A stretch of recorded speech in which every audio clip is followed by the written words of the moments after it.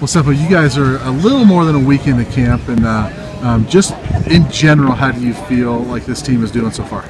I think we're doing well. There's been some ups and downs in days and practices, but I think for the most part we're trending upwards, especially on the offense, which is a good thing to see. How about yourself? We know you're healthy. You talked a lot about that, but how have you felt just being in here, getting back in the groove and playing?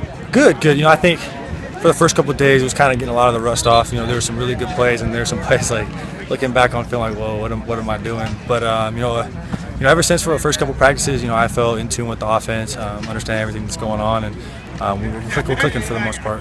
You felt pretty confident when we talked over the summer that you knew the offense pretty well. It wasn't a whole lot different. Now that you're actually running it and you're in practice, does it still feel that same way? Yeah, it still feels the same way. There's a tweak here or there, new run, new pass, whatever.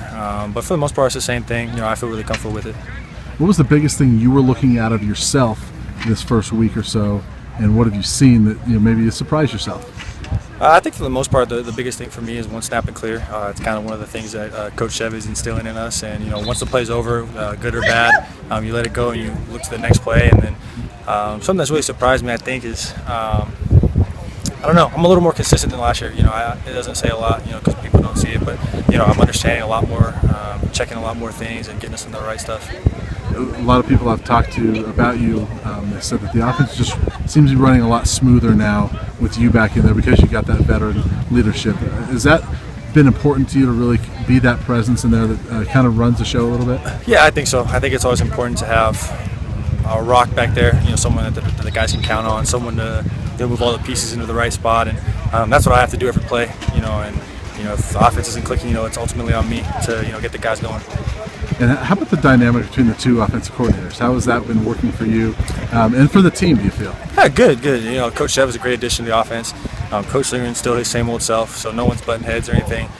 It's just another great addition. That's kind of how we see it as an offense. It's another tool to use. Coach Sefo is very passionate and can get on the guys a lot more, but which is still good. If you can't accept criticism, then it's tough to play or work anywhere in the world. Yeah. Now, you got 3 weeks before the game. What would you like to see out of yourself? What do you feel like you still need to do to get ready on a personal level? On a personal level, just more consistent with ball placement. You can always get the ball to the receiver, but the yak, as I like, or as we call it around here, yards after catch, that's really important.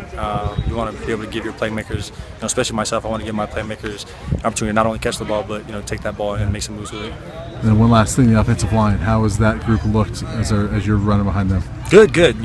It really helps to have the same 5 out there. And there's a tweak here or there from a day-to-day, but for the most part, they're doing really well up there. They're making lanes for our offensive, our running backs to run through, and they're giving me time to throw back there in the pocket.